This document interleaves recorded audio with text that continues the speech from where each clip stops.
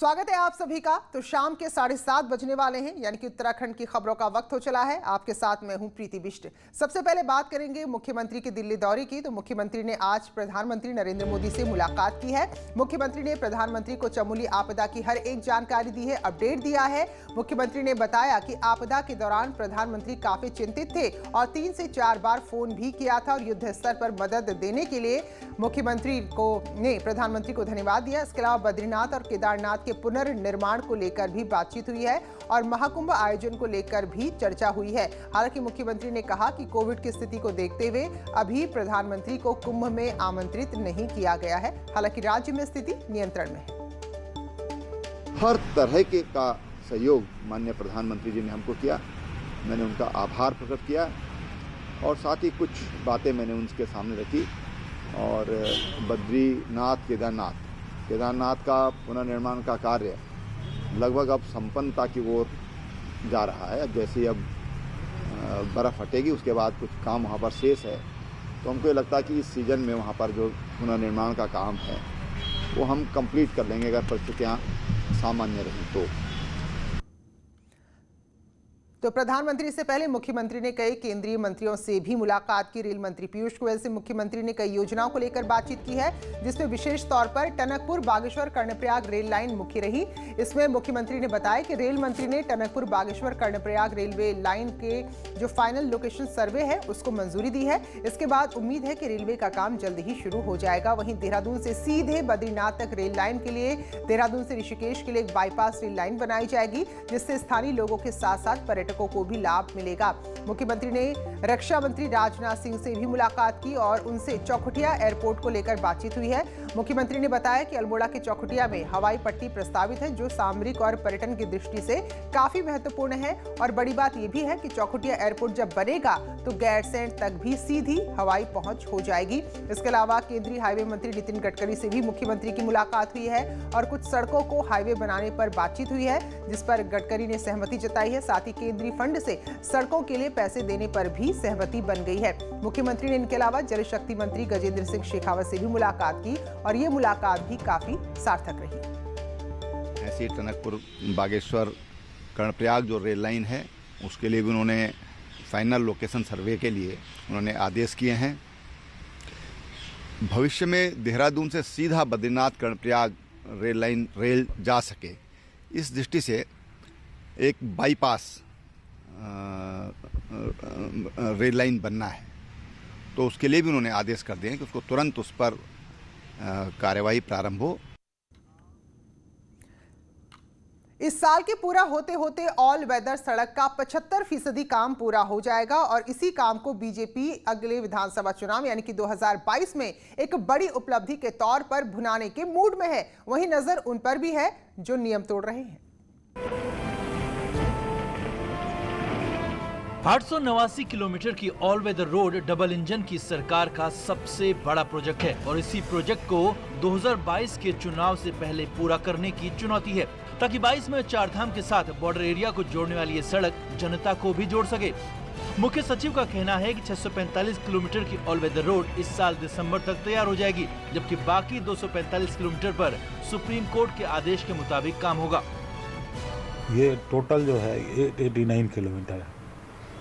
889 kilometre में 645 kilometre road जो है उसका कंस्ट्रक्शन का कार्य चल रहा है और ये दिसंबर 21 तक ये ब्लैक टॉप हो जाएगी। ऑल वेदर रोड पर दिन रात काम चल रहा है ताकि तय वक्त में काम पूरा हो सके। हालांकि तेज काम के साथ कंपनियां नियमों की भी धज्जियां उड़ा रही हैं, लेकिन डबल इंजन की सरकार का कहना है कि काम के साथ नियम तोड़ने वालों की मॉनिटरिंग भी हो रही है। एनजीटी भी उसको मॉनिटर कर रहा है, हाई पावर्ड कमेटी भी है, वो भी उसको मॉनिटर करना है और जो हमारा लोकल एडमिनिस्ट्रेशन है, हमारा लोकल वन विभाग है और हमारा तमाम सारे पॉल्यूशन कंट्रोल बोर्ड है, तो तमाम सारी एजेंसीज है, लेकिन मैंने कहा कि एनजीटी उसको ओवरसी कर रही है। साल 2017 से उत्तराखंड में डबल इंजन की सरकार है और चुनावी साल में त्रिवेंद्र सरकार की कोशिश केंद्र के हर प्रोजेक्ट को टाइम पर कंप्लीट करने की है। और ऐसे में बीजेपी को उम्मीद है कि 645 किलोमीटर की तैयार ऑल वेदर रोड विधानसभा चुनाव में जीत की राह आसान करेगी। दीपांकर भट्ट, न्यूज़ 18 देहरादून। तो चुनाव है तो कई सारे लोक लुभावने कदम उठाए जा रहे हैं और बजट सत्र जो 1 मार्च से शुरू हो रहा है वो गैरसैंण में हो रहा है। विधानसभा अध्यक्ष ने अधिकारियों के साथ इस सत्र की तैयारियों की समीक्षा की है और सत्र के लिए जो भी नियम कायदे हैं, जो भी दिशा निर्देश हैं वो जारी कर दिए गए हैं। तो आपको भी बता दें, सत्र में शामिल होने के लिए चाहे विधायक हो, अन्य कोई कर्मचारी हो, सभी को RT-PCR टेस्ट की नेगेटिव रिपोर्ट लानी होगी। हालांकि जिन लोगों ने कोविड वैक्सीन दोनों डोज ले ली है उन्हें टेस्ट से छूट होगी। वहीं मीडिया के लिए भी लिमिटेड पास जारी किए गए हैं, यानी कि एक सीमित संख्या में ही मीडिया के लोग वहां पर जा सकेंगे। इसके अलावा दर्शक दीर्घा में भी एंट्री पूरी तरह से बैन है। बजट सत्र के लिए अब तक विधानसभा सचिवालय को 593 सवाल मिल चुके हैं। तो पूरे आसार हैं कि ये सत्र भी हंगामेदार रहेगा। देहरादून के अंदर, विधान भवन के अंदर, श्रीनगर में जो रास्ते में है और विधान परिसर में भी ये व्यवस्थाएं इस साइड में और उधर कुमायूं की साइड में भी जो हमारे हेड क्वार्टर्स हैं जिले के, वहाँ पे ये सुविधा उपलब्ध रहेगी। जो माननीय विधायकगण, अन्य लोग जब आएंगे उनका RT-PCR टेस्ट होगा। और अल्मोड़ा से आई है बड़ी खबर, जहां के सिविल जज पर हाईकोर्ट ने बड़ी कार्रवाई की है। हाईकोर्ट ने अल्मोड़ा के सिविल जज, सीनियर डिवीजन न्यायिक मजिस्ट्रेट अभिषेक कुमार श्रीवास्तव को तत्काल प्रभाव से निलंबित कर दिया है और सिविल जज को देहरादून अटैच कर दिया है। रजिस्ट्रार जनरल धनंजय चतुर्वेदी की ओर से बाकायदा इसका आदेश जारी किया गया है। न्यायिक मजिस्ट्रेट के खिलाफ शिकायत मिली थी कि वो और उनके परिवार के लोग चंद्रमोहन सेठी नाम के एक व्यक्ति के निजी वाहन का उपयोग दिल्ली, नोएडा, गाजियाबाद जाने के लिए करते थे। चंद्रमोहन सेठी पर 2013 में कई सारे आपराधिक मामले अल्मोड़ा की अदालत में चल रहे हैं। राज्य में विधायकों की निधि बढ़कर 3 करोड़ 75 लाख हो गई है, लेकिन पिथौरागढ़ के विधायक इससे बढ़ी हुई रकम को भी खर्च करने में कंजूस साबित हुए हैं। आलम यह है कि अब वित्तीय सत्र खत्म होने वाला है, लेकिन कई विधायक इसे पूरा खर्च नहीं कर पाए हैं। विधायक भले ही हर साल अपनी निधि को बढ़ाने के लिए जमकर हो हल्ला करते हो, लेकिन बात जब इसे समय से खर्च करने की आती है तो वे कंजूस ही साबित होते हैं। कम से कम पिथौरागढ़ में तो यही देखने को मिल रहा है। यहाँ वित्तीय सत्र के अंतिम दिनों तक भी विधायक अपनी निधि को खर्च करने में फिसड्डी ही साबित नजर आ रहे हैं। वो भी तब जब आए दिन विकास कार्यों के लिए पैसों का रोना रोया जाता हो।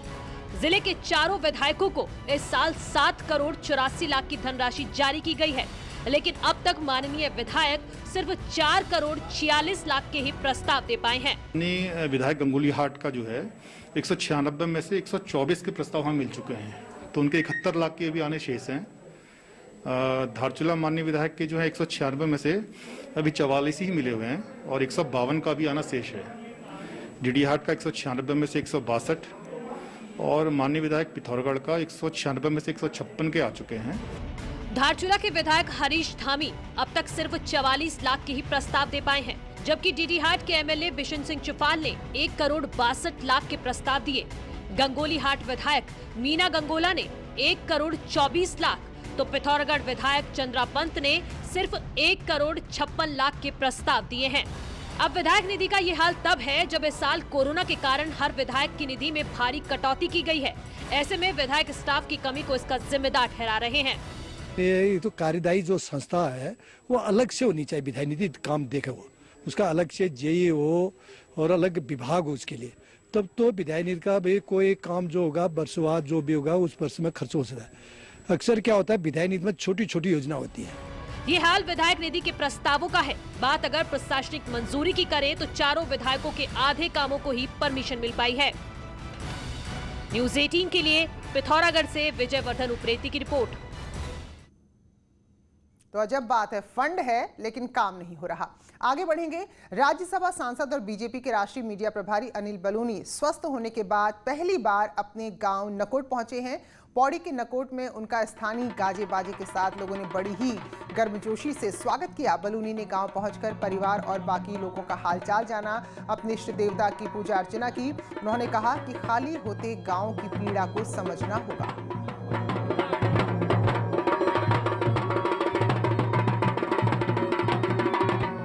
चाहे ट्रेन की कनेक्टिविटी हो, चाहे एयर कनेक्टिविटी हो, इन सब को लेकर हम लोग काम कर रहे हैं। हमारी सरकार इस पर काम कर रही है।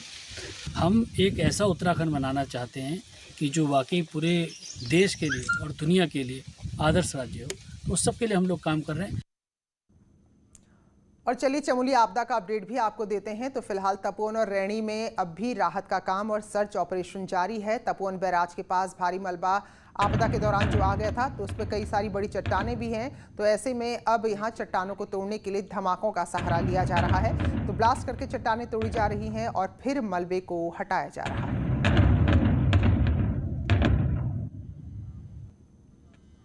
तो 17 दिन हो गए हैं आपदा को आए। एनडीआरएफ, एसडीआरएफ के साथ सेना, आईटीबीपी और पुलिस के जवान यहां लगातार तलाशी अभियान में जुटे हैं। इस दौरान कुछ टीमों ने नदी के किनारे भी ऑपरेशन चलाया और अब तक अलग अलग जगह से 70 शव मिल चुके हैं, जबकि 29 मानव अंग भी मिले हैं। इनमें से 39 शवों की शिनाख्त हो चुकी है। जो हमारे रिलीफ वाली चीज़ें हैं, जो मुआवजा राशि वितरित करनी है, वो 33 मृतकों के परिवारों को राशि भेजी जा चुकी है। जो ज़िले के बाहर है उनको डीएम्स के माध्यम से और हमारे ज़िले के डायरेक्टली दी जा रही है। नैनीताल में बीजेपी के पूर्व जिला अध्यक्ष के साथ मारपीट हुई है। आरोप है कि भुवन चंद्र हरबोला ने अपनी दुकान के सामने एक युवक को फड़ लगाने से मना किया, जिस पर युवक ने हरबोला के साथ मारपीट की। इतना ही नहीं, बेल्ट से बुजुर्ग को काफी बुरी तरह पीटा, जिसके बाद व्यापारियों ने कोतवाली पहुंचकर हंगामा किया और आरोपी युवक के खिलाफ जल्द से जल्द कार्रवाई की मांग की। सामान लगाने को लेके हुआ था, इन्होंने अपना दुकान के आगे फड़ लगा रखा था। फड़ को हटाने को लेकर आपस में कोई विवाद हुआ, उसमें दोनों पार्टी बैठी हैं।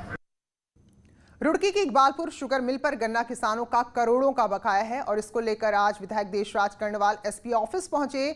मिल प्रबंधन के खिलाफ मुकदमा दर्ज करने की मांग की। विधायक का कहना है कि 2017 से 2020 तक का 231 करोड़ 73 लाख किसानों का बकाया है और मिल प्रबंधन इसे जारी नहीं कर रहा है।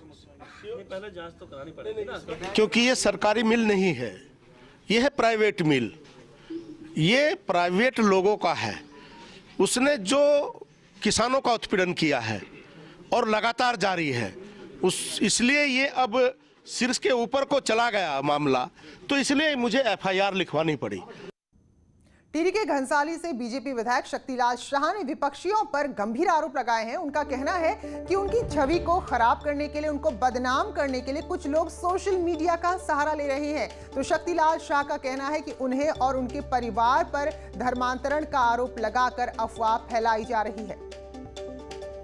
निश्चित ये षड्यंत्र है, महाषड्यंत्र है ये, क्योंकि उनको 4 साल से कोई मुद्दा नहीं मिल पा रहा है। अब ये मेरे व्यक्तिगत चाल चरित्र, मेरे परिवार पे उंगली उठाने की बात कर रहे हैं। ये इसीलिए तो मुझे आज ये प्रेस बुलानी पड़ी। मैं प्रेस के माध्यम से उन लोगों को चेतावनी देना चाहता हूं कि मैं आपको बेनकाब करने का काम करूंगा, चाहे वो मेरा पार्टी का व्यक्ति हो, चाहे वैसे बौखलाए विपक्ष के लोग ज्यादा है। तो दरअसल यहां से खबर आई थी कि यहां भारी संख्या में लोगों का धर्मांतरण किया जा रहा है।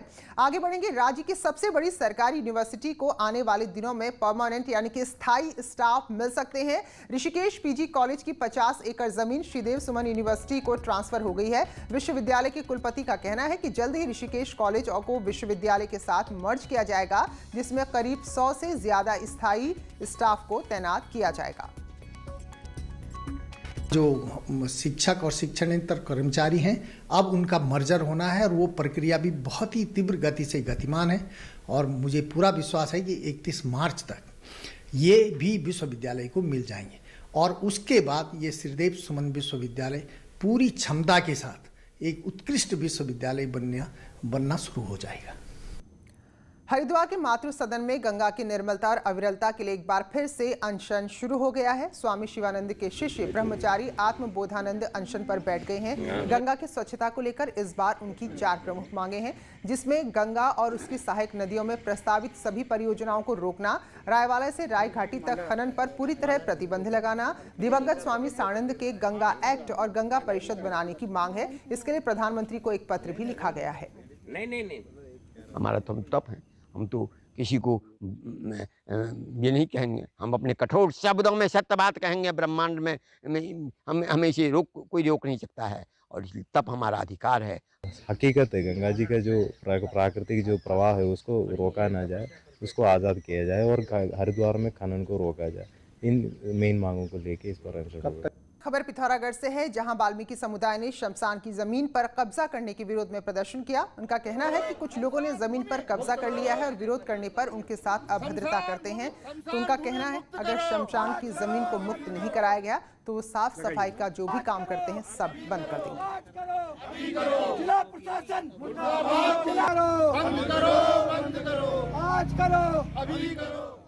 टिहरी पहुंची ओबीसी आयोग की अध्यक्ष डॉक्टर कल्पना सैनी ने अधिकारियों के साथ केंद्र और राज्य सरकार की अलग-अलग योजनाओं की समीक्षा की है। अध्यक्ष ने अधिकारियों को निर्देश दिए हैं कि केंद्र और राज्य की योजनाओं के लिए इलाकों में कैंप लगाए जाएं और हालात की जानकारी ली जाए। मिल रहा है, कमजोर स्थिति उनके घर में नहीं है। पर खबर खटीमा से है, जहां 3 महीने पहले अपना हाथ गंवा चुके एक युवती मुआवजे के लिए दफ्तरों के चक्कर काटने को मजबूर है, लेकिन अब तक उसकी मदद नहीं हो पाई है। दरअसल महिला का कहना है कि 3 महीने पहले नगर पालिका की कूड़ा उठाने वाली गाड़ी की चपेट में आने से उसको अपना हाथ गंवाना पड़ा और नगर पालिका के अध्यक्ष कह रहे हैं कि जल्द ही युवती तक मदद पहुँचा दी जाएगी।